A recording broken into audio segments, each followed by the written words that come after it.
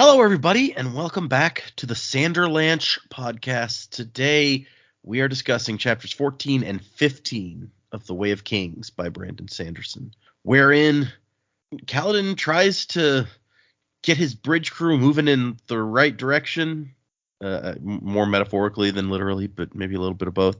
And then Adolin and Dalinar and co. They spend the chapter just hanging out, waiting on the plains for some bridges to show up. So, yeah. I'm Data, and with me today is Jamie, Jack, and Joe. So hang on to something. Talk words, I swear. Okay, taking that bit again. So hang on to something, everybody.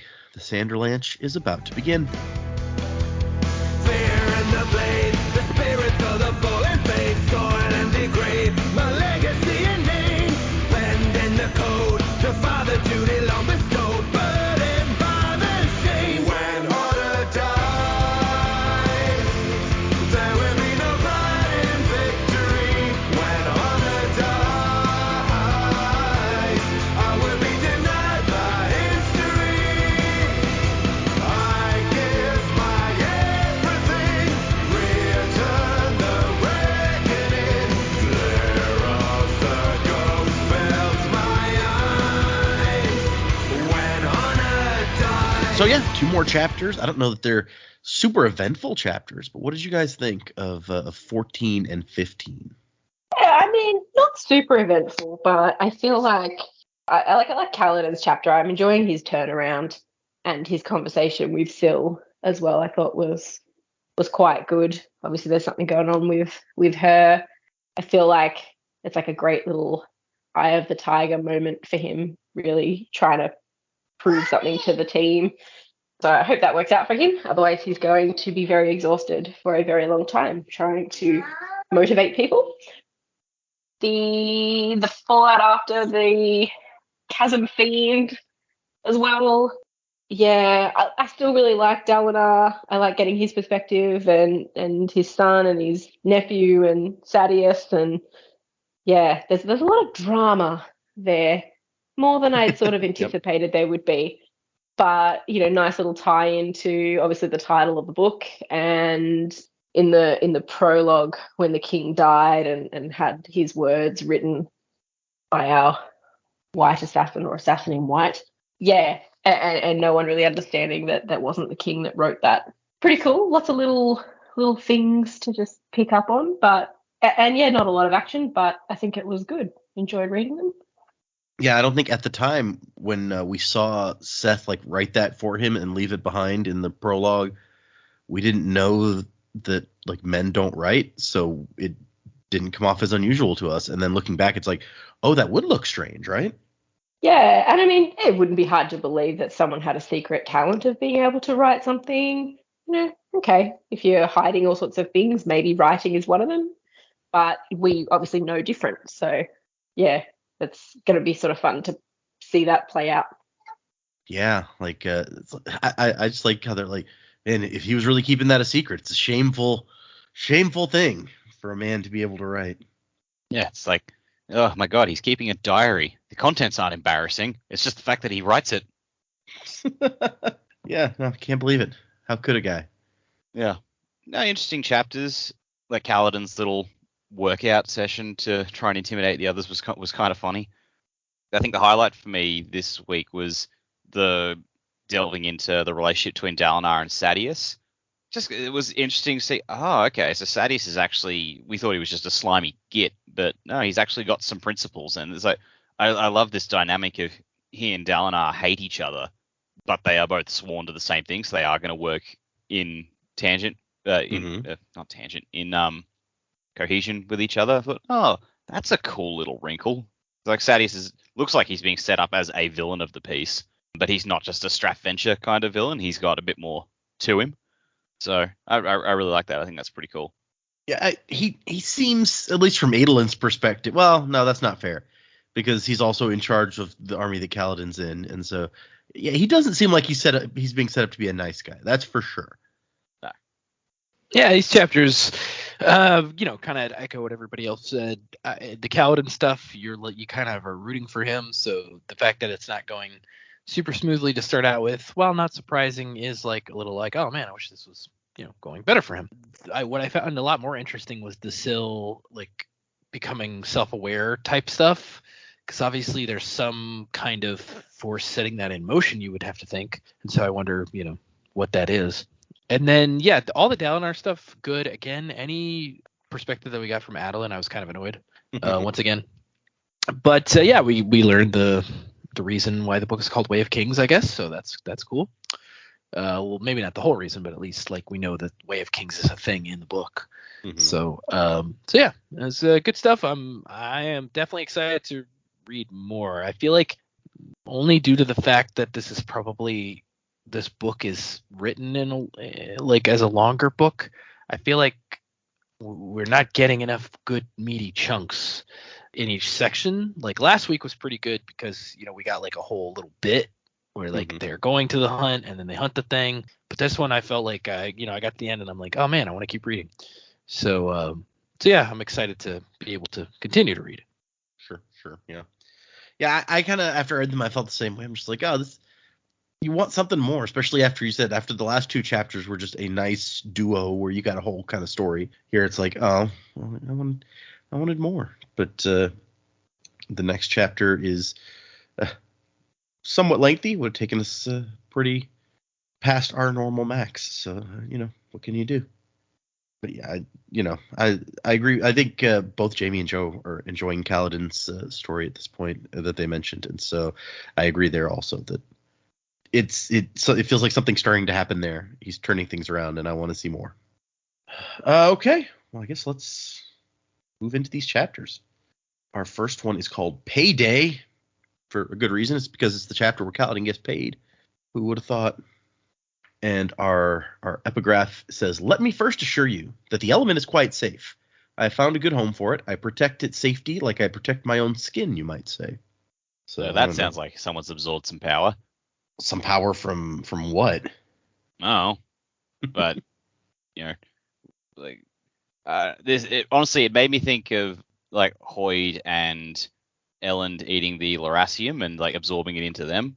So that's the image I got in my head when I read this. So I'm just like, all right, so someone has whoever this is writing this has just taken some of the power, whatever it is, and put it into them. Maybe it's a shard blade or something. I don't know, but that's where my head went. I stuck a shard blade in me. It's nice. Shard plate, his own skin. Yeah. It covers his own skin. That's fair. I thought you said shard blade. I was like, ouch. Okay. Well, I did, but I meant he summoned it, and then like that whole thing where you can just summon the blade, so it's a part of you, sort of thing. Okay, that makes sense. I mean, yeah, we don't really know much about how, but clearly they're connected to these blades somehow. If they can just make them appear out of thin air. Yeah. So that's a fair point.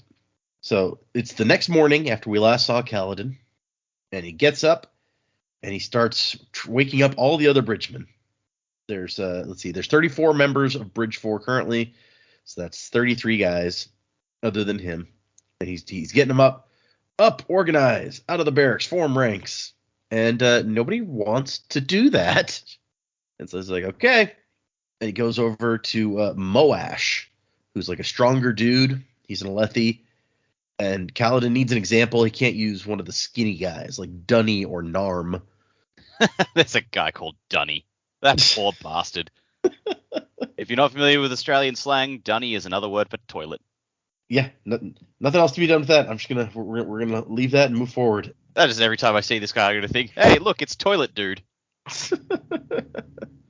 And so he goes and like pulls Moash up, and Moash is like, storm off, and he pulls his arm back like he's gonna hit Kaladin, and Kaladin punches him right in the gut, where he knows it will wind him. And Moash doubles over, and Kaladin just drags his ass outside. He throws him over his shoulder and carries him outside, I guess. And that means that he's like, okay, I'll do the same thing to the rest of you. You don't get up. And it turns out that was, that example worked out. Everybody else gets up. They're like, okay, yeah, we're going. And Kaladin's like, okay, things are going to change around here. First off, no more sleeping in. And a guy named Sigzil, which says that he has dark brown skin and black hair, meaning that he was Makabaki, which is a thing that we've heard before, from southwestern Roshar. probably he was Azish or Imuli, whatever those things are. Foreigners were common in bridge crews. Those who didn't fit in often made their way to the creme of an army. So isn't that nice? Then on top of everything else, it's like, yeah, if you're foreign, we just chuck you in the bridge crew.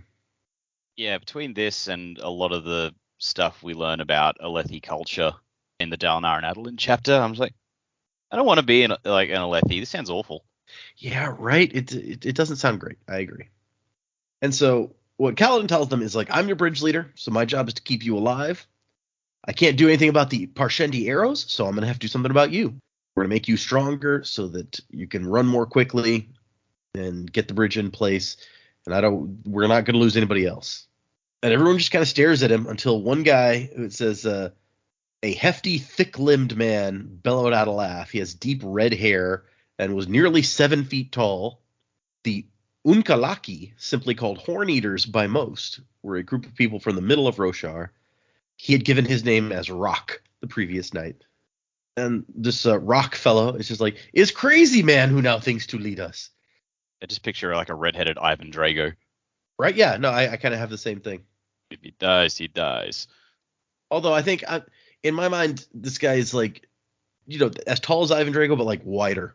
He's just like, like a maybe even closer to like Andre the Giant sort of thing. I don't know. Andre the Drago, huh? And they all laugh at him so hard that even some laughter sprens start showing up. And then Moaz is like, hey, Gaz, this guy wants us to like carry around bridges for practice. Do we have to do what he says? And Gaz is like, nah, bridge leaders only have authority in the field. And Moash is like, looks like you can storm off, friend. And they all take off. And I like Syl standing there like, well, that didn't go so well, huh? And he's like, he's not surprised. He's just frustrated because when he had to train guys in the army, they might have been inexperienced, but they weren't like blatantly insubordinate because you could punish them. These guys are already as low as it gets. There's not much punishment that you can dole out to them to make things worse. And so he just switches tacks. He's going to go after Gaz, who tries to hide around the corner to like jump him or something. But Syl, since she can only be seen by who she wants to be seen by, can just go around there and take a look at him and be like, he's hiding. He's crouched down over there. So Kaladin goes around the other way and he's like, hey, what up? And Gaz is like, I'm not going to lie for you, man. You don't have authority anywhere other than the field. If you hurt me, it's like, no, dude, calm down. I'm just here to get my pay. And so he pulls out the 5 diamond marks. And he gives Kaladin 4, and Kaladin's like, nah, give me all 5. And then he turns around and he gives Gaz one of them back. And he's like, this is so you don't forget that it comes where it comes from. You aren't keeping part of my pay. I'm giving it to you, okay? And Gaz is a little bit confused by this, but he's like, whatever, I got my money, I guess. And so their extra duty today is the evening meal, scrubbing and cleaning, and bridge duties in the afternoon, which means they don't have anything in the morning. And Kaladin's like, okay, well, I know what I'm gonna do. And Gaz is yelling after him, like, you're not gonna change anything. Those men are bridge men for a reason. And so Kaladin goes over to we saw them on the way in when he first arrived because they were like, oh man, are we gonna be carpenters? But no, they're bridgemen. But there's some carpenters right near there. And so he's like, hey, can I borrow one of these like big planks? And the guy's like, borrow? Like, yeah, I'll stay right here in the lumberyard with it. Don't worry about it. And they can't find a reason not to. So they're like, okay, I guess. And Kaladin starts running up and down with carrying this big heavy plank. And he spends the morning like tiring himself out doing that. Some of the bridgemen ignore him. Some of them watch him do it. Some of them staring at him in a stunned, hostile way. And he wears himself out running back and forth, practicing carrying a bridge, basically. And I do like at the end when he goes and puts the wood back, like the bridgemen come over and pick it up. Like, yeah, he like Rock here bet us a few chips each that you'd used a lightweight board to impress us. And they're all very confused by all this, but they're just like, okay, yeah, whatever. And then we get the conversation between Kaladin and Syl, where she's like, look, I got to tell you something. This is important. To the point that like he closes his eyes and she like gives him a jolt. He says he feels a little jolt of energy on his eyelid. I've decided that I'm glad you kept your word to Gaz, even if he is a disgusting person. I thought you might break your word. I'm glad you didn't, she tells him. And he's like, all right, thanks, I guess. And she says, Kaladin, this is important. And she starts explaining to him, it's like, suddenly I know what a lie is. Like a few weeks ago, I had no concept of that. But now I'm happy that you didn't lie. Do you see? You see? And so she's changing, and it's concerning her. She's like, I know things I didn't know a few days ago. It's really weird. And she even has figured out what happened yesterday. She's like, you were about to kill yourself, weren't you? And then I brought you like a poisonous leaf. Today I know what death is. Why do I know what death is? And she's like, what is happening to me? What am I? I don't know. Does it even matter? And she's like, well, shouldn't it matter? I don't know what I am either. Bridgeman, surgeon, soldier, slave, whatever. They're all labels. Yeah, don't label yourself, Syl. It's fine. She's like, I do think that you're to blame for what's happening to me. Before I met you, I never had to think about death and lying. And he's like, that's how I am, bringing death and lies wherever I go. Me and the Night Watcher, which is an intimidating name, whatever that is. And she frowns, and he's like, well, she's like, yeah, that's sarcasm. I know what sarcasm is. And she's kind of happy about that. It says she smiles deviously. And Kaladin's thinking, okay, that's ominous. I don't like the look in her eyes now that she's learned this. And so she's scared of what is happening to her, the changes, the becoming something new.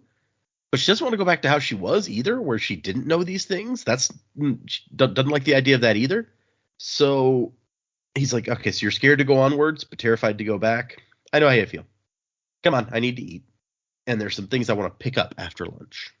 So yeah, there's our Kaladin chapter.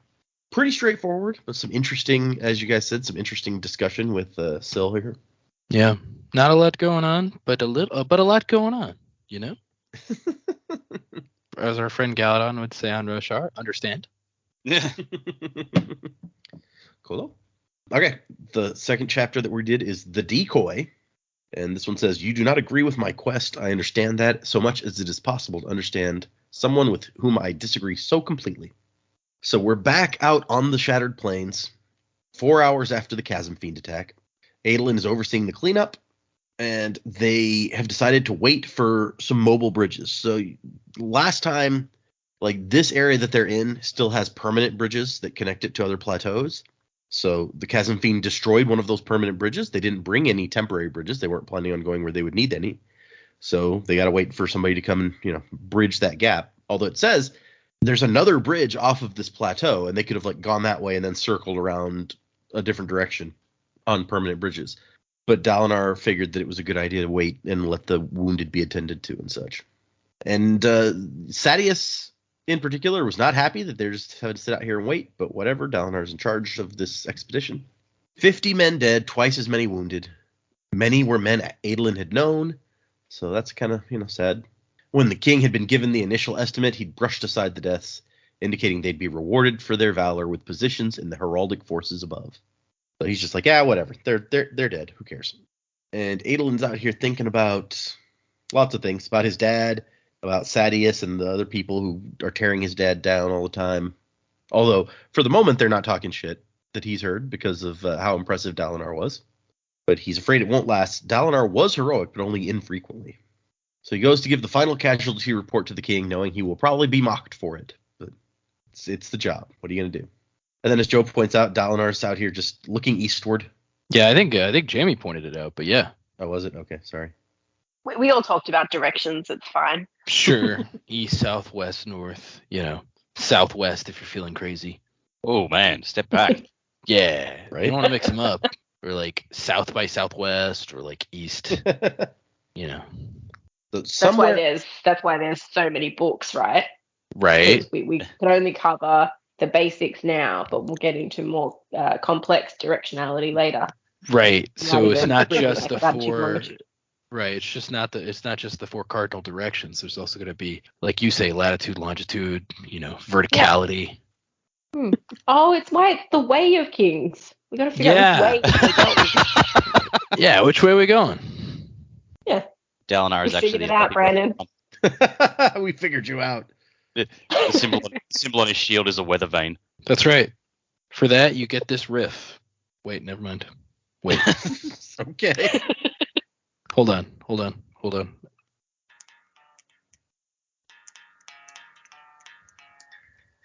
No, I can't do it. Forget it. Leave all that in. It's really bad. Well, obviously, yeah. Okay, I'm done. Man, For sure. we're getting serenaded this episode. Okay. Dalinar's thinking somewhere out there to the east, in the center of the plains, the Parshendi have their base camp. Dalinar's actually the one who suggested the strategy they've been using, where they're basically laying siege to the Parshendi out there in the middle of the plains. They can't get out to the west. I'm sorry, they can't get out further east or south. It's impassable. The plateaus were too weathered. And the Alethi are blocking the west and the north. So the Parshendi are trapped out there in the middle of the plains, and they figure they'll starve them out and gradually winnow their numbers down by getting into these fights on the plateaus.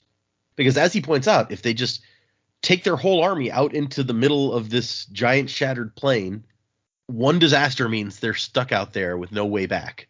So not a great possibility. And he thinks it had been a great plan, except Dalinar had not anticipated the gem hearts. Gem hearts. So, I mean, all of their money comes from the chest of a giant creature, or all of their large stack of money, I guess. Like, so how do these spheres form other than in giant creatures? Yeah, I guess we don't know if, do they mine gems also, or are all gems from the insides of crabs? Who knows? Yeah. If this was the plot of Uncut Gems, I feel like that would have been a movie I would have seen more than the first 10 minutes of. All right. I'm sure that movie's supposed to give you this impression, but like I couldn't watch it because like from the moment it began, I was just filled with anxiety. No, I haven't seen it. I want to, but I have. That's one of those. I've got to be in a certain mood for that because everyone I know who has seen it says this is like if Anxiety was made into a movie. Yeah, like literally from the beginning of it, I'm just anxious. And I said 10 minutes. I probably watched like 20 minutes of it, but I was like, I can't watch any more of this. Yeah. I mean, I want to see it because everyone says it's also like the greatest thing Adam Sandler has ever done. Mm-hmm. Yeah, I mean, he was in the 20 minutes I saw, he was very good. Another movie that filled me with anxiety from start to finish was The Fighter with Mark Wahlberg and Christian Bale. Yep. I believe you. I don't know anything about this. Yeah, one of Conan O'Brien's sisters is in that movie. That's the one Christian Bale won his Oscar for. Yeah, I think so. And Melissa Leo as well, as I recall. Let's see. Sorry, I lost my spot while we're talking about this.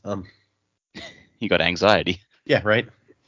So we find out something interesting about how inheriting traits works here, where it's like Adolin has blonde and black hair mixed together. The blonde comes from his mother, so that's a little bit weird. I don't understand how that works. No. So it's like blonde with some black streaks, or like is it just like dark blonde? Maybe it's like a Dalmatian type thing where he's like spotted. Oh my god.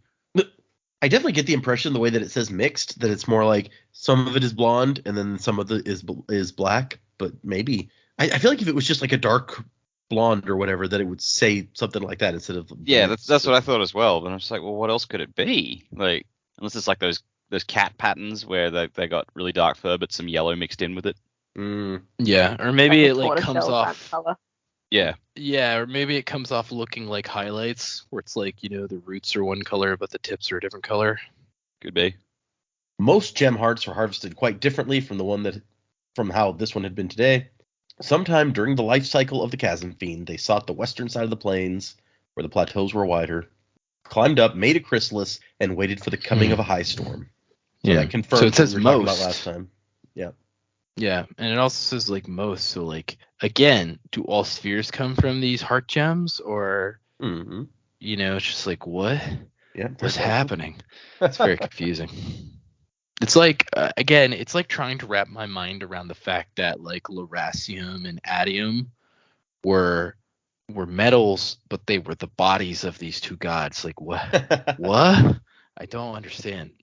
But so while they're in these chrysalises, they just you come up, you get some hammers or a shard blade, and you cut out the gem heart, and easy work for a fortune. We find out later it's like one of these big gem hearts could apparently support one of the 10 armies for a month or something. So that's a lot. There's mysterious spren that hang out around dead great shells that look like the smoke that might come off a candle after being snuffed, which is just such a specific way of putting that. I also like that the scouts cross the chasms with jumping poles so they can move around out here trying to spot chasm fiends pupating. The good old pole vaulters. right? The pole vault core of your army, very important. So the gems are worth a lot because, for one thing, paying and feeding thousands of troops ain't cheap, but a single gem heart could cover expenses for months. Beyond that, the larger a gemstone was when used by a soulcaster, the less likely it was to shatter. So you remember, like, one of Yasna's, when she soulcasted that Rockaway, one of her gems, like, cracked. Apparently, the bigger the gem, the less likely it is to break when you use it. So a big gemstone can let you soulcast a bunch of stuff. And he notes, like, the High Princes could just take turns going after these things, but that's not how the Alethi do stuff.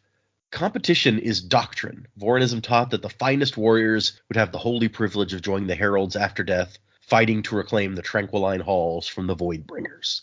So if you're really good, when you die, you get to go and help the heralds fight to take back heaven. Yeah, which sounds like they don't do that anymore. It seems very Klingon to me. Like this, if you die good, then you get to fight more. It wouldn't be my idea of heaven, but whatever. Mm-hmm. What was that other warrior alien race in Farscape called? Oh, the Luxans? Yeah. So they think that they've made good headway cutting down the Parshendi numbers. I think he says that they thinks they've taken out like a fourth of what the Parshendi started with in these 6 years. But, you know, that's 6 years. It could take a lot longer to finish them off. Alucard sent messengers demanding to know why they killed his father, and they never got any answer, which is still just bizarre. It's like, night of the treaty, we're going to kill him, and then we're going to run, and we're not going to say anything. And then Dalinar's thinking about High Storms and his visions. He's supposed to unite them once again. And then Sadeas comes out of a tent or a pavilion and kind of gives Dalinar a nod to indicate, okay, I did my bit. Now you do yours. Apparently they had a reason for inviting High Prince Vama on this hunt in the first place. And Dalinar notes that Adolin looks like he's trying to listen in on Sadeas' conversation with the king. And he's just like, okay, the boy's personal rivalry with Sadeas is understandable, but counterproductive. And so apparently what Sadeas is in here doing is just bragging about all the gem hearts he's been winning. It's like, Sadeas tells me he's won 3 gem hearts in the last few weeks alone. And Dalinar, on the other hand, has not won any. Yeah. And even for like how they describe the king at this point, I'm like, really, that impresses him? He's pressed by gems collecting? I mean, I know it's a lot of money, but I guess to him it translates into victories over the Parshendi, but even so, like, not really. Yeah, I mean, you're not wrong. It does seem like, oh man, look how great this guy is. When it's like, I mean, it doesn't even make it sound like it. It's Dalinar specifically thinks about it. It's not really that hard a thing. You go out there and the thing is in a pupa and you just cut it open and get the heart out. I guess it's hard if there's an army of Parshendi in the way. But and the king's like, it's Sadeas' bridges. They're way better than yours. You should like copy him and do it the way he does. And Dalinar says, Your Majesty, Sadeas' bridges waste many lives. And Sadeas is like, yeah, but they're fast. Relying on wheeled bridges is foolish, Dalinar. Getting them over this plateau terrain is slow and plodding. And Dalinar says that the codes state a general may not ask a man to do anything he would not do himself. And so he's not interested in running one of these bridges. You don't even let them use armor or shields. And I am so glad this finally got addressed. Yeah, I was about to say, we finally get an answer to why are they not allowed to use armor or shields. It's like, what the fuck It also is going... makes, yeah, and it also makes that other guy look way bigger of a jerk. Yeah. Which other guy? Sadeas, like he's just like you know, as far as we knew, this was the only way this could be done for some godforsaken reason. And then it's clearly like, oh no, that's not the only way it can be done. It's just that's the way he prefers because it's cheaper. I don't know. Yeah. I'd rather them target these guys than my actual fighters. Yeah. He's just like, yeah, and if they wear armor, they point the arrows in the other direction. So might as well make them an easy target. They're expendable. yeah, it's way easier to replace a bridge man than a trained soldier. So just the way he says it, the Parshendi just keep firing at the bridgemen. I assume that for whatever reason, they think killing bridgemen hurts us. So he's just literally like, yeah, we don't give a shit about them, but the Parshendi are under the mistaken impression that we give a shit. So let them keep killing bridgemen. Our troops will line up and fire directly into their cannons, clogging them with wreckage. Yeah, basically. Wave after wave of my own men at them. Right, men? You suck. Yep. Key to victory is the element of surprise. Surprise! Yeah, they lose lots of bridgemen, but it's fine. because they win battles that way. The arrows don't get shot at the soldiers, so everybody's happy except for the dying bridgeman. Wait, I got one more.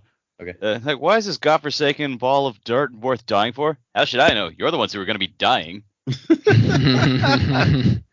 And so, Thaddeus is like, I mean, you can't argue with how effective my methods are. And Dalinar says, sometimes the prize is not worth the cost. The means by which we achieve victory are as important as the victory itself. And everyone is just like staring at Dalinar. Not just Thaddeus, but Adolin and Renarin are over here like, what? They're like gasping, like, what did he say? The prize is worth any cost, Bright Lord Dalinar. Winning the competition is worth any effort, any expense. We spared no expense. Yeah, exactly. Saw how that worked out. The fact that this is their response to that and they still call it a competition, this is the point where I'm just like, all right, you all can go to hell. No, yeah, that's fair. And then Thaddeus makes another one of those backhanded comments about how Dalinar is, everything's a contest, Dalinar. You're just failing quite spectacularly at the contest. And now Adolin tries to jump in. He's pissed off. You saw what he did earlier, Thaddeus, while you were hiding back by the pavilion with your bow. You're a coward. And then Dalinar's like, Adolin, that was going too far. Restrain yourself. And then Thaddeus, now that he knows that Dalinar is not going to allow anyone to call him on his shit, he's like, one son who can barely control himself and the other's incompetent. This is your legacy? And Dalinar says he's proud of both of his sons. And Thaddeus is like, well, I mean, the firebrand I get. You were impetuous just like him once.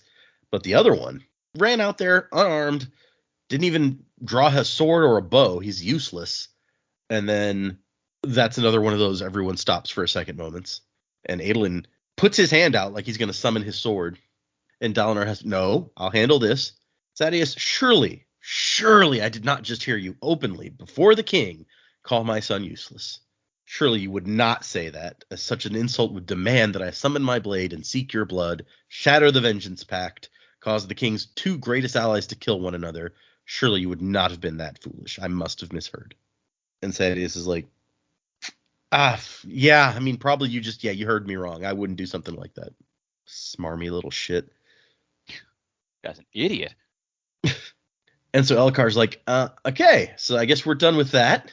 But Thaddeus will not let it drop. He's like, no, maybe we're done, but I don't think this conversation is ever going to be done until Dalinar learns how to act like a man again. And Elkar's like, I said, that's enough, Thaddeus. And here comes a new voice. Quite enough, you say. I believe that a single word from Thaddeus is quite enough for anyone. And we have the return of wit. I like this guy. Right? Whether or not he is actually Hoid, as we speculated last time. Like, this guy's cool. I like him. Do we not like Hoid? Is that a thing? No, I like Hoid fine, but I'm saying if this guy turns out to not be Hoid, I still like him. Oh, if he does it, sorry. The way you said it made it sound like even if he is Hoid, I like him. No. I think you misheard. Because I knew what he was saying. Surely I did not just imply that we don't like Hoid. I mean, if you really love Kelsier, maybe you're not a huge fan of Hoid. Hoid kicked his ass. Kelsier kind of deserved that. You're not wrong. Yeah, I mean, Kelsier's all right, but sexy drifter, man. And the king's like, Wit, when did you get here? I didn't know you were around. And he's like, oh, a while ago. You've been here for hours. What have you been doing? How could I have missed seeing you? I had so many people I needed you to insult. Yeah, basically, right? Wit just says, I had things to be about. It's like, bro, you work for the king. Like, that's the thing you're about. Your job is literally to insult people he wants you to insult. Where were you? He says, I wouldn't want you to lack for me. And the king's like, I've done okay so far. And yet you were still witless. Which sounds like he's insulting the king, quite honestly, but maybe he can get away with that. It's okay because it's a pun. Yeah, right. And then Wit just goes at Thaddeus. It's kind of delightful, honestly. He makes some prostitute jokes. Yeah, that insults and insluts joke is like, I did not see that one coming. It's a little clever wordplay, I guess. Yeah. Is it clever though? I mean, yeah, you're right. I'm just mad I didn't come up with it. Yeah, you know that like it is wherever Brandon does his writing, if he does it in an office or whatever, he's just sitting there just going, oh, that was a good one. High five me. He's like, you know what, Thaddeus, I'll leave you alone if you can speak and yet say nothing ridiculous. Well, I think that shouldn't be too difficult. And Wit says, and yet you fail. For you said I think, and I can imagine nothing so ridiculous as the concept of you thinking. What of you, young Prince Renarin? Your father wishes me to leave you alone. Can you speak and yet say nothing ridiculous? And everyone turns to Renarin, and he's like, nothing ridiculous. And Wit's like, yeah, okay, that'll do. Touche. Yeah, we can be friends. That's a good answer. If Bright Lord Sadeas should lose control of himself and finally kill me, perhaps you can be the king's wit in my stead. You seem to have the mind for it. And so Renarin feels better about himself, and Sadeas is more annoyed than ever. So everything is worked out. Everybody wins. And so Wit's like, so come on, Sadeas, you going to do Alethkar a favor and rid of us both? So it is legal to kill the king's wit, but by doing so, you forfeit your title and lands. Of course, if you could assassinate a wit without anyone knowing it was you, that was a different story. Yeah, so you've really, really got to hate the wit and be prepared to give up everything you know. Or be super duper stealthy. Yeah. I guess if you're poor, then you can get away with it because you're like, okay, take my title and lands. Mm. So yeah, Sadeas is not willing to give up his title and lands just for the satisfaction of stabbing this dude. And I like Elhokar's like, Wit, come on, Sadeas has my favor. There's no need to torment him. So I disagree. The king's favor may be torment enough for most men, but not him. He's just really backhanding the king with like these little slights, but apparently it's fine. No one is safe from the king's wit, not even the king. Apparently. And so Dalinar is after seeing what he does for Renarin here, Dalinar's reconsidering a little bit his opinion on the wit. And in the meantime, the king has asked Dalinar to look into something, and he's like, come on, Adolin, come help me look into this thing.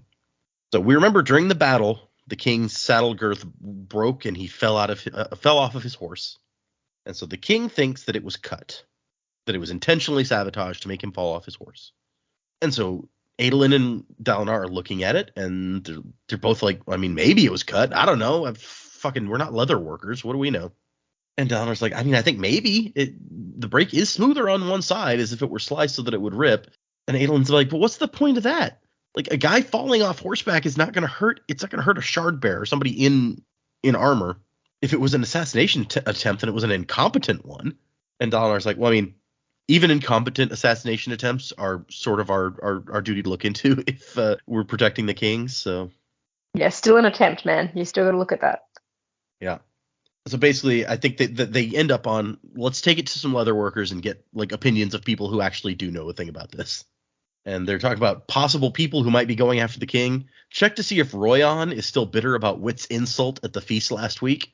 I like that. It's like one of the high princes is so pissed off about being insulted that he's going to try to kill the king. High Prince Bethab offered the king offered these contracts to the king for the use of his chulls. In the past, he's tried to slip in language that would favor his claim in a succession. He's been very bold ever since your Aunt Navani left. I love this, that it's like one of the high princes, here's a contract to use some of my crabs, and also it has a little codicil that says that I should inherit if you die. Like, what kind of crazy-ass contracts? And Adolin will not let the Sadeas thing drop, and Dalinar's like, you have got to stop fixating on him. He likes Elhokar, which cannot be said for most of the others. He's one of the few I trust the king's safety to. And when Adolin disagrees, he's like, okay, come on. I'll show you a thing or two about what we're talking about. Adolin keeps thinking like his dad's so great, but at the same time, he's constantly underestimating him, it seems like. He's like, I know Sadeas is bad. Why is my dad trusting him? Well, maybe he has a reason, dude. So they go to see Vama, and Dalinar makes some not so subtle hints about using the king's soulcasters for lumber.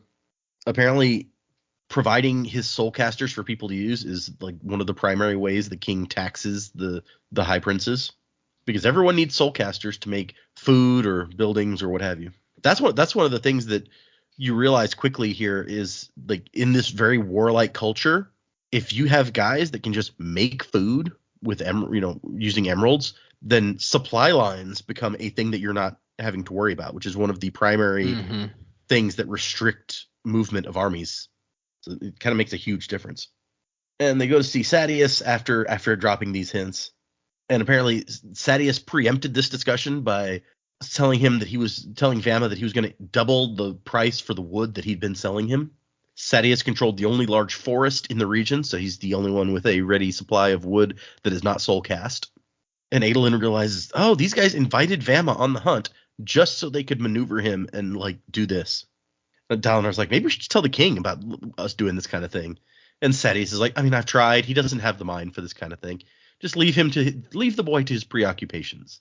His are the grand ideals of justice, holding the sword high as he rides against his father's enemies. And then Dalinar says that the king's paranoia is starting to worry him. I don't know where he gets it. And Sadeas is like, you can't be serious. He gets it from the way that his uncle treats him. 1,000 guards, halts on every plateau to let soldiers secure the next one, really? And Dalinar tries to say the codes, and Sadeas says the codes are a bunch of idealized nonsense devised by poets to describe the way they think things should have been. Gavilar believed in them, and look where it got him. And where were you, Sadeas, while he was fighting for his life? And Sadeas is like, we're really going to rehash this again now? I'll protect the boy my way, you do it yours, but don't complain about his paranoia when you insist on wearing your uniform to bed just in case. And then Sadeas is like, have you found it yet? Why he wrote what he did? You're not going to find the answer. It's a foolish quest. And that Adolin's over here like, what's that about writing? That he wrote? Men don't write. What is he talking about? And his dad tells him about his brother's final words to him. He said, brother, follow the codes tonight. There's something strange upon the winds. That's what he said to me just before the treaty signing celebration. And he says, those were odd days. Yasna and I weren't sure what to think of the changes in Gavilar. I thought the codes were foolishness, even the one that commanded an officer to avoid strong drink during times of war, especially that one. And it bit him in the ass not following. Like his brother was like, hey, follow the rules. And he's like, fuck the rules. I'm going to get drunk. And we saw what happened. I blame myself for Gavilar's death, but there's nothing to be done for him now. Do you know Sadeas' part in my brother's death? And Adolin's like, yeah, he was the decoy. Like, we saw the decoy escaping. Seth almost went after him. So that was Sadeas, dressed as the king, being hustled away by the guards. It was a suicide mission. If Seth had gone after him, he would have slaughtered them all. Didn't even have his shard plate on. I think it was one of the bravest things I've ever known a man to do. But it failed, and part of me can never forgive Sadeas for that failure. I know it's irrational, but he should have been there with Gavilar, just like I should have been. I think it's entirely possible, based on the battle that we saw between Gavilar and Seth, that another shard bearer could have made a big difference in that fight. Maybe not, though. Who knows? But obviously someone made the decision that he was going to be the decoy to start with. You can't really blame him. Yeah. Well, I mean, he even says, he's like, I know it's irrational to blame him, but I can't help it. But yeah, agreed. Probably it was like Gavilar and Sadeas are in this room and they hear it coming and they made the decision together. Yeah, that's it. It sounds like they're both incredibly hurt and upset about what happened to him. Yep. That's the only thing they've got binding them at the moment, and they'll blame each other for their ways and their involvement in his death, I guess. Based on this story, I feel like the blame on Dalinar is a little more valid, given that he got so drunk he was on the ground. But, maybe that's just me. Yeah, I mean, if he's going to go, well, you should have been there with him. Well, actually, maybe you should have been there with him and not drunk on the floor. Yeah. And it hurts a little more because of the code saying that you should avoid your drink, in the night of battle. Clearly, his brother was concerned and he went to drink anyway, and now he's kicking himself every day for it. Yep. Completely understandable. And so he's like, what divides us and unites us is caring for Elhokar and trying to keep him alive. Sadeas thinks that the best way to protect him is to kill the Parshendi. He drives himself and his men brutally to get to those plateaus and fight. I believe a part of him thinks I'm breaking my vow by not doing the same. But Dalinar thinks that protecting Elhokar means stabilizing the throne and getting strong allies to support him so that, the kingdom will last beyond whatever they're doing right now. And so he's basically like, Adolin, look, we're both working to protect the king in our own way. I need you to respect that, even if you don't like Sadeas. And Adolin's like, okay, fine, I'll watch myself, but I still don't trust him. At least consider the possibility that he's not as committed as you are, that he's playing you. And Dalinar's like, okay, I'll consider it. And then Adolin's like, so what was that about the writing? Oh, yeah. That's a secret that he and I and Yasna and Elhokar are the only ones who know. He wrote me a message in his own blood before he died. Gavilar could write? So apparently Sadeas is the first one to get to the body, and he finds the thing but hides it. And later they have to have Yasna read it to them because Sadeas and Dalinar can't read. So they're like, Yasna, what does this say? It was a shameful secret for him to hide. But as I said, his actions grew odd near the end of his life. The words, you must find the most important words a man can say, is a quote from The Way of Kings, an ancient book. The book was used by the Radiants as a kind of guidebook, a book of counsel on how to live their lives. And Adolin's like, now it makes sense why he keeps talking about the Radiants after these visions. Like, all of this is tied together. His guilt and what's happening to him. Let's see. Then the king shows up, and Adolin's thinking women have confided in him that they think the king is quite handsome. Not as handsome as Adolin, of course, but still. This kid. But the king is married. His wife is back home in Alethkar managing things while they're away. And Dalinar says, like, he asks Dalinar about the strap. And he's like, yeah, we couldn't decide for sure. It looks like maybe it was cut. And Elhokar's like, yeah, obviously it was cut. I can see it clearly. I keep telling you, someone is trying to kill me. And he's like, well, surely you don't think the Parshendi did this. Like, some Parshendi snuck into camp and sliced your saddle girth and left. And we're like, this will get him. And there's a moment where Dalinar and Adolin see that the king is looking at them, possibly with suspicion that they were behind this somehow. But they end the conversation with, like, he's like, look into the strap. And he's like, yeah, okay, we're going to. And Aelin's like, did you see? Yeah, I saw it. Well, I'll talk to him about it when he's not so worked up. And we get Dalinar's evaluation of his son. We also find out a little interesting fact about this shard plate is that it will repair itself over time. It could reform even if it was completely shattered. So that's useful in armor. Yeah, I kind of figured something like that was going on with it when they didn't seem super bothered that it was like cracking and breaking. Yeah. Also, we have one of Dalinar's bridges, so we see the kind of bridges he uses as opposed to Sadeas, which they're big and they have on wheels and they're pulled by chulls. So probably slower, considerably slower than Sadeas's bridges. But less people die. Yep. We don't know Parshendi culture that well, but if they revere the chasm fiends as gods, like are the chulls like angels or something, maybe they don't want to shoot at the crabs. Yeah, maybe. Could be. Yeah, we really don't know anything about them except for what we've heard like secondhand at this point. And aside from Seth, everyone we know who we've heard stuff from about the Parshendi hate them, so. Yep, exactly. I want to know more about these people. We get what I think is a cute scene of Dalinar going to like talk to his horse. And he's like, give him some extra food and 2 crisp melons. And the stable guy's like, he won't eat extra food. He never does when we try to give it to him. He's like, he only eats it when he feels like he deserves it, son. He'll eat it tonight. And then he tells his horse, you eat both of those melons. You deserve it. Eat those melons, damn it. And then as they ride off, the king is up front with the first squad of troops, and Wit is up there, and then Sadeas is riding way behind where Wit can't get to him. And Dalinar, there's a lot of like Dalinar thinking about stuff in this chapter, and now he starts thinking about the Way of Kings, this book that he's been having read to him a lot more than he let on to his kid. He's like memorized entire passages at this point. And there's one about the king talking about a shirtless guy carrying this big rock, and no one will help him. Everyone just wants to get out of his way, so the king gets out and helps him. One can ignore a poor shirtless wretch doing such labor, but none ignore a king sharing the load. Perhaps we should switch places more often. If a king is seen to assume the burden of the poorest of men, perhaps there will be those who will help him with his own load, so invisible yet so daunting. Yeah, but it wasn't a rock. It was a rock lobster. So it's like, from this one example, it seems like kind of a parable sort of thing, I think is how I would describe this. Sure. He hasn't been able to figure out the meaning of the quote that Gavilar left, however, so that's unfortunate. And the chapter ends with him like nodding his thanks to the bridgemen. They were the lowest in the army, and yet they bore the weight of kings. Literally, as they put the bridge in place and the king goes over it. And then you guys, I don't know if you guys turned to the next page and saw before the next chapter that we get the Alethi codes of war that have been talked about so frequently. Oh, no. So there are 5 that are listed here. Readiness, which means you have to be prepared at all times for battle, never drunk on wine, never without your weapon. Inspiration, the officer will wear his uniform while in public and look ready for war to give strength to his troops.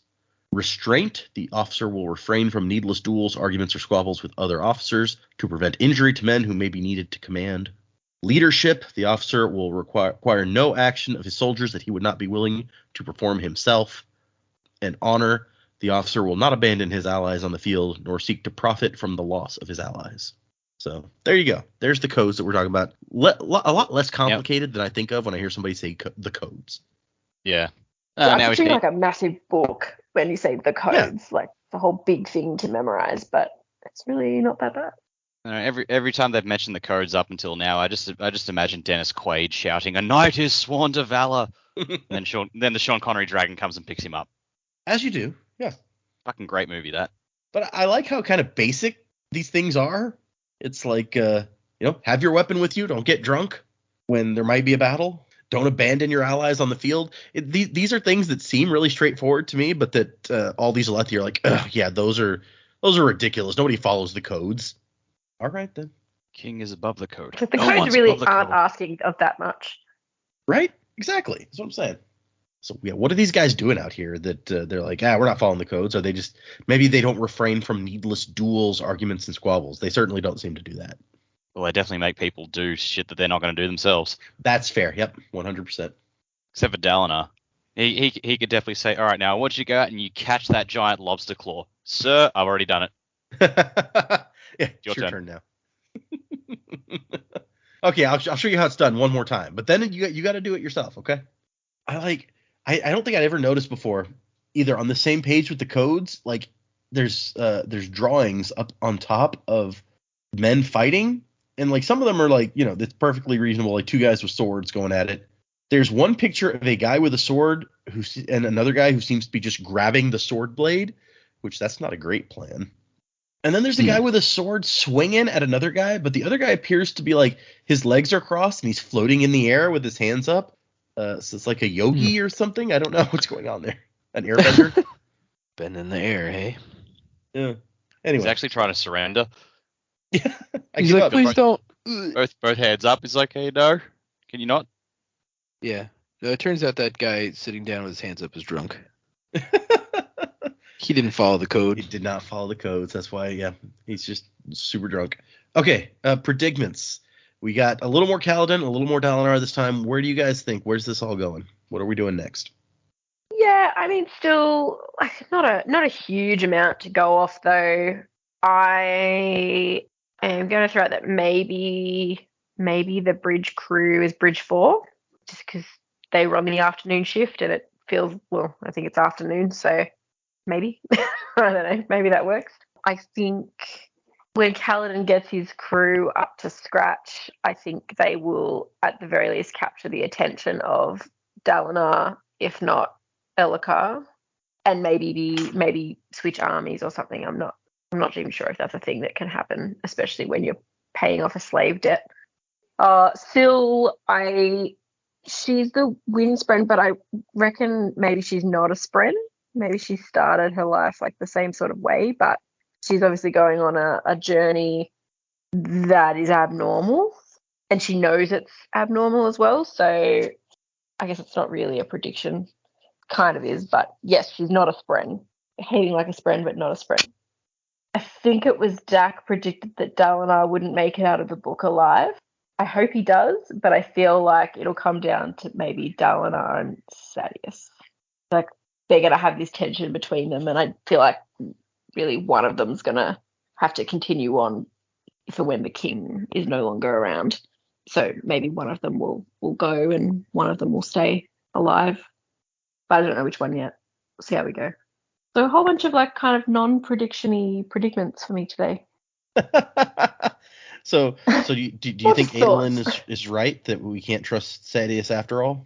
I think I don't not trust him at this point. I think they've definitely got unresolved issues between the two of them, obviously stemming back to the night the king died. We still don't know what's going on with Dalinar's episodes that he's having exactly. So without much information on that, it's a bit hard to sort of go into that any further. But yeah, I don't necessarily distrust him. I don't agree with his viewpoints and how he runs his army and stuff. But I don't think he's bad. Like, there's conflict, but I don't think he's a bad character. Or the bad guy, rather. I don't like him, but I don't think he's the bad guy. And the fact that they've, for almost 6 years been able to put aside their disagreements enough to actually work together in the king's best interest, I think speaks pretty highly. Like, it would be nice to see them, I guess, reconcile at some point, but it would only be to help the king or the kingdom of some thought. Dalinar is going on about uniting them. So exactly who he's uniting, if it's all the princedom or what's going on there. In the current, I mean, really the only two sort of princes that we've got that we can see, they don't see eye to eye. So I imagine uniting all of them is going to be quite difficult. Yeah, it probably would be. Yeah, so I don't really know how that would happen. Yeah, okay, that's fair. I mean, they're kind of united because they're all under one king theoretically, but Dalinar clearly is like, that's not enough. So yeah, more united, it does seem like it might be tricky. Yeah, I feel like they're united in the way like Westeros was united. Ooh. You know, at the first option they get, they're all going to kill each other. You know. Yeah. So I agree. I think I'm going to double down on Dalinar is not going to make it out of this alive, and Sadeas is going to do it. I think now that we have this wrinkle of their relationship where they do generally want the best, like I think Sadeas will eventually move against Dalinar on the basis that Dalinar is no longer fulfilling his end of the bargain and looking out for Elhokar's best interests. So at least that's how he's going to justify it. So I think, and then presumably Sadeas will then take Dalinar's Shardblade.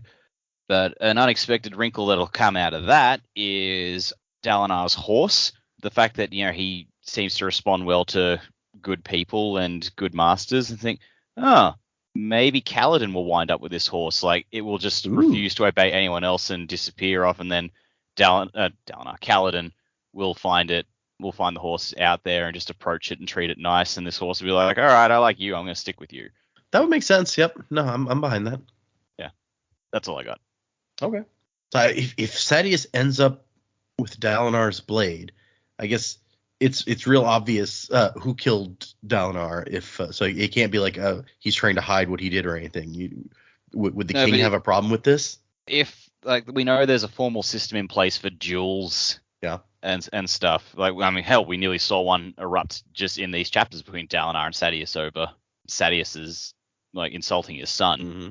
So it's entirely possible that there'll be there could be a legal duel between them. And everyone's like, oh well, Dalinar's obviously going to win because he has a Shardblade and Sadeas doesn't, but Sadeas can pull off some little tricks of some kind and doesn't go that way.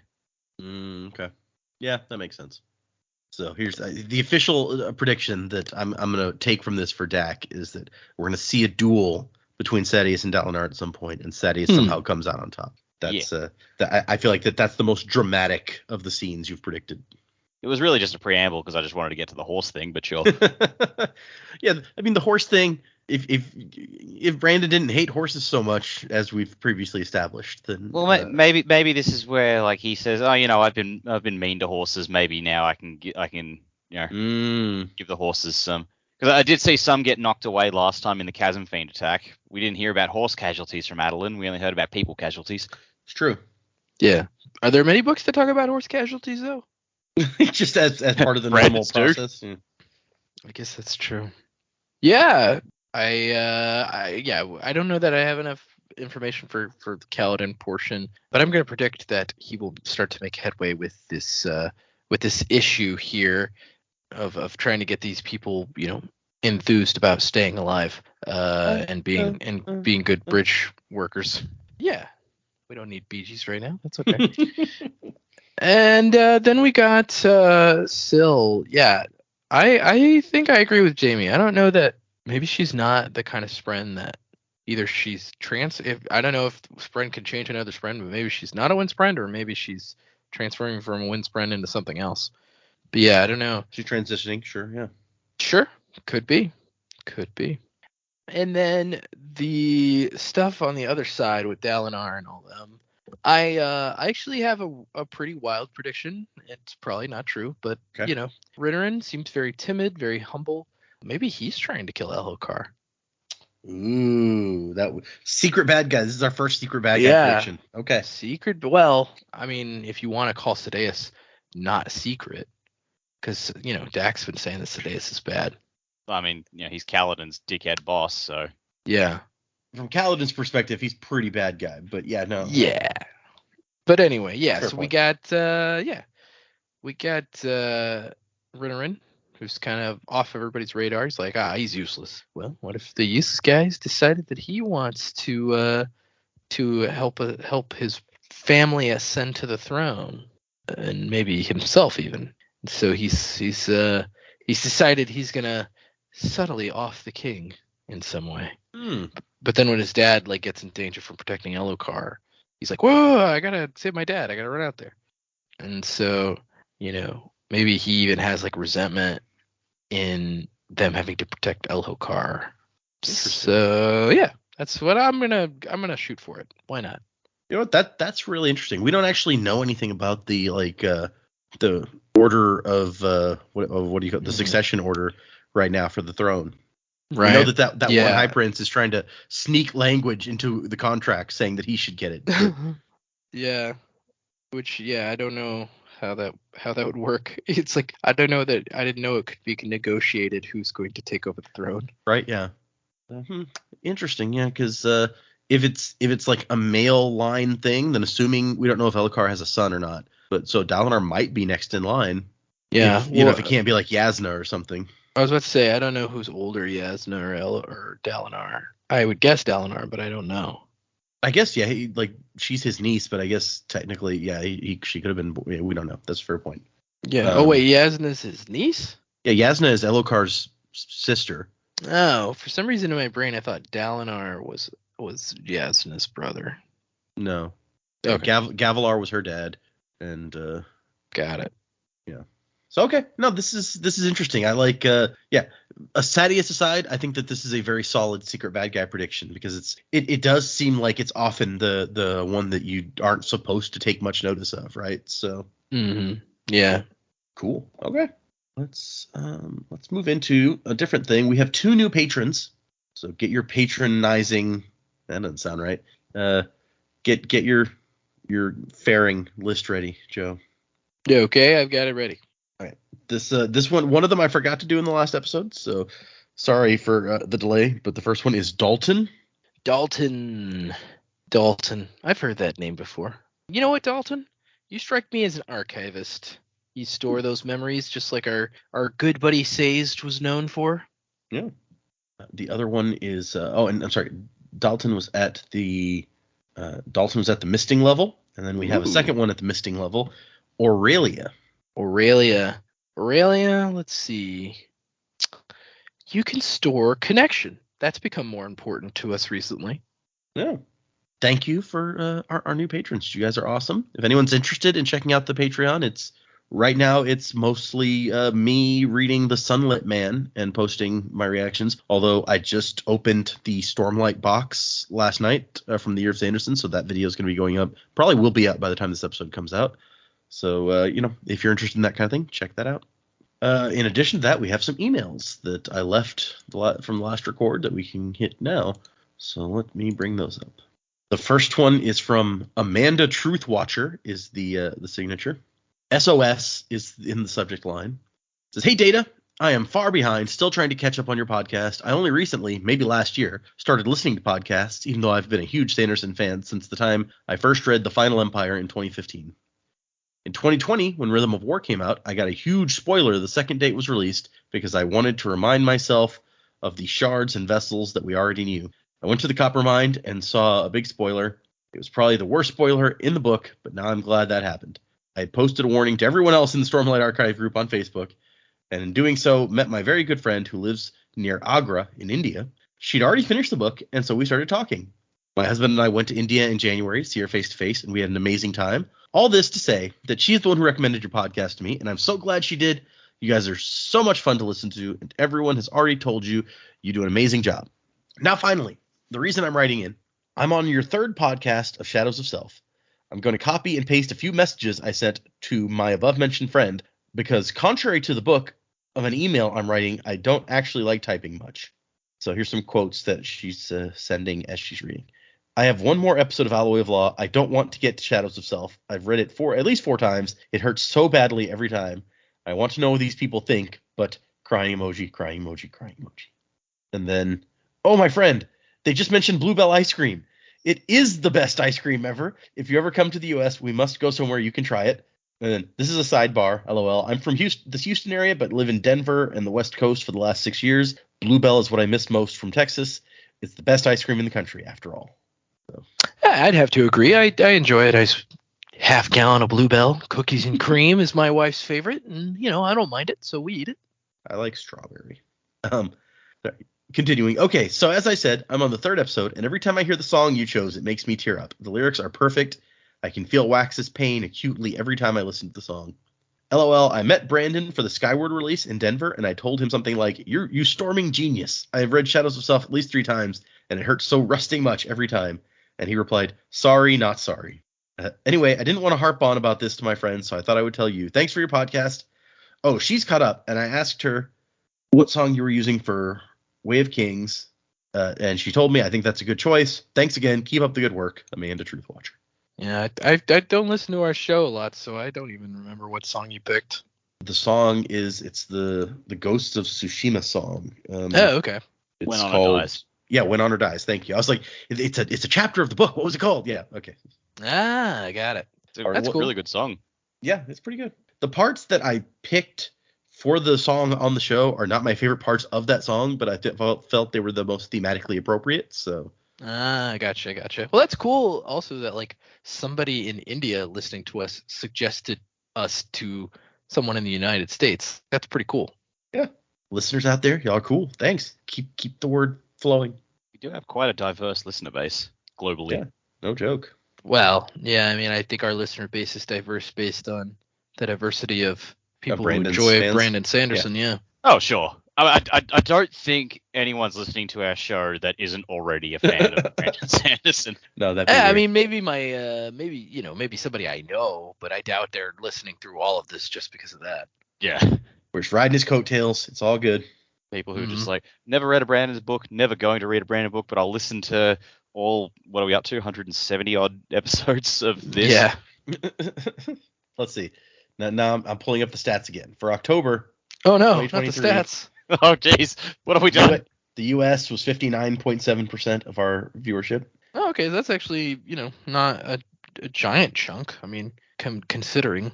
Canada is 8.3. Then the U.K. is 6.6. Australia 3.6. Germany 3.3. And then India 2.6. The Philippines, Portugal, Netherlands, Ireland, South Africa. That's the order of most people listening. And then we've got one from several countries at the bottom of the list, including Egypt, Fiji, Georgia, Vietnam, Tanzania. Hey, if you're out there, thanks for listening. Hey. I do like that Puerto Rico gets its own section here. It's got two. Oh, that is nice. I wonder if the Fiji one was like my phone automatically downloading it while we were in Fiji. That could be. Yeah, could have been. Yeah, or like you guys had a listener right in your midst and you didn't even know it. Yeah, possibly. They're Jamie walks up to somebody at a restaurant and they're like, "Wait, you're the Jamie from the Sanderlanche?" Wait, that voice. Yeah. No. Nope. If you were in Fiji at the start of October, let us know. Yeah, sure. I'm looking at the Australia specific stats now just because I'm curious. So it's like 44% from New South Wales, and then almost 16% from Queensland, then Tasmania, then Victoria, then Western Australia, and then 2.8% from Australia Capital Territory, 5 whole downloads from South Australia, and 0 from the Northern Territory. That tracks. Up your game, Northern Territory. Right? Yeah. Not that you can hear me because none of you are listening. Yeah. That's a good Yeah. point. Yep. Okay, so that's been the statistics portion of the show. We all know that Joe loves that. just an exact calculation. And he's doing the Conan O'Brien nerd voice, which I love the videos where Conan plays the video games and just rags on the dude for being such a video game nerd. And I'm just like, okay, Yeah. this is hitting me a little close to home, I have to say. So, yeah. Too bad his show is no longer on the air. Although Joe was talking the other day about how like people can't name the presidents, and it was like he was making fun of the guy because the guy knew where every character of Super Smash Brothers was from. He's like, oh yeah, that's Marth from Fire Emblem or whatever. It's like, who was the second president of the United States? He's like, Abraham Lincoln. No. Good times. Abraham Lincoln was the 16th president. There's our president hour. He's the 16th president of Adenaltium. Oh no, yeah, you're right. Holy cow. Okay, our next email is from Mr. Suit, who has written in before. Sanderlanche crew. The Mr. Suit? Yeah, the spoilers. I thought he did. We Not read too it. He got dead. blown up and everything. Not too dead to do this. It's about the spoiler discussion that we had on the show. He says, I've had some stuff spoiled for me on the podcast. I say that tongue-in-cheek, but it's actually kind of true. I have read a sum total of 0 of the short non-Cosmere stories that Brandon has written. They were on my list to read eventually, but I just haven't gotten around to it yet. Now, I've been a long-time listener, and I knew that they were coming since the title of the episode directly referenced the name of the story in question. To my point, yeah, right. I look at the podcast like this. I'm listening to a documentary that chronicles the journey of a few folks through a universe I enjoy. Y'all are taking a holistic approach to the Cosmere that is very different from how I started, even though I've read most of the books 4 to 5 times, except White Sand, because meh. The crew still makes connections that I haven't, because by virtue of the way you are approaching it. Please don't change the way you do things. Podcast is the highlight of my week. Thanks for being so committed to bringing us listeners quality content. P.S. for Joe, fuck Spook. P.S. for Dak and Jamie, Sander baby in the background is adorable. Wasing to the time of next. Colo, P.S. Vasher from Mr. Suit, and then P.S. for data only. There was a slip up a few weeks ago where you accidentally named Syl. Phenomenal recovery. Thanks for being the genesis of this whole idea. Since I figured I could read that since I mentioned on the show. Yeah, last week I accidentally said that. Yeah, we remember. I thought he was going to say, for Joe, fuck Spook. For Jamie, fuck Orianne.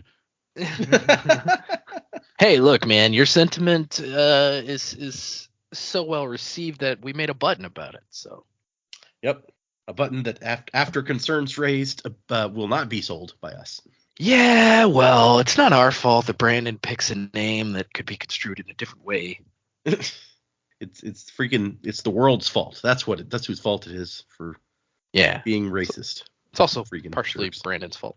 The last email is from Krista, and it's a short one. Hello again. Currently playing catch up with the podcast and just made it to Stormlight. Can't wait to hear reactions. Love the song that you chose for this book. From Krista. So thanks. Appreciate it. Thanks, all. Yeah, for the first time in several weeks, we have now gone through all of the emails that we had. So there you go. Oh my god. Wow. Of course, we recorded these last 2 back to back. So by the time that you hear this, we'll probably have several more emails. We nearly got through both episodes without bringing that up. Now you just Yeah, shattered. you're. Were we supposed to avoid bringing that up? the illusion. No, it doesn't matter. No, leave that shit in, man. It's like we're not missing one, so we should be okay. Yeah, not yet. Come holidays, we're gonna be missing some. That's why we're trying to get more. This is what we call the insurance episode. Yeah, hopefully. Unlike last time we tried to do an insurance episode where it's like it seemed to like curse us and we missed like 3 in a row or something. So yeah, well, sickness. What can you do? Yep, shit happens. Thank you, everyone who emailed us. If you want to send us an email, the address is thesanderlanche@gmail.com. Find us on Twitter, and I almost said Twitter and X. It's the same. Facebook, Instagram. I already talked about the Patreon, what's going up on the Patreon, so check that out if you want to do that. Music by Miracle of Sound. Throw that in there. For the next time, we are going to read 2 more chapters. So that should be chapters 16 and 17. The titles... maybe I should start reading the titles. The titles of 16 is Cocoons, and then 17 is A Bloody Red Sunset. So, yeah, cool titles. I'm going to do our word of Brandon of the week. I'm going to try to remember to do this until I don't again. Okay, I don't think I've read this one yet, and it's fairly straightforward. So, the questioner asked Brandon, someone wanted to know if there are dinosaurs in the Cosmere. And Brandon says, are there dinosaurs in the Cosmere? There are dinosaur-esque things, so sure. Really? Where? Oh, Six of the Dusk. Disregard. Oh, I hadn't even thought of that, but that's a good point. I was just like, oh, Matt, Mike, where are the dinosaurs going to come now? You're going to have the fans clamoring for dinosaur erotica again. But maybe you're right. Maybe that's where the dinosaurs are. Don't want to read about dinosaur dong. Not into it. You just watch. There's going to be like a whole dinosaur planet. Hey, that's fine. As long as there's no sex, that's fine. I don't care. Yeah. No, I just meant that it's not just going to be on the Six of the Dusk planet that we see them. Dinosaur Planet, all about don't need to get into the love life. Yeah. Keep that shit to yourselves, guys. It's fine. Yeah, I mean, Syrian Susapron was enough. Oh, gosh. Okay, so yeah, there's our word of Brandon of the week. Thanks, everybody. Remember, 2 chapters for next time, and wasing to the time of next. Colo, P.S. Vasher. Crabs ahoy! Ghost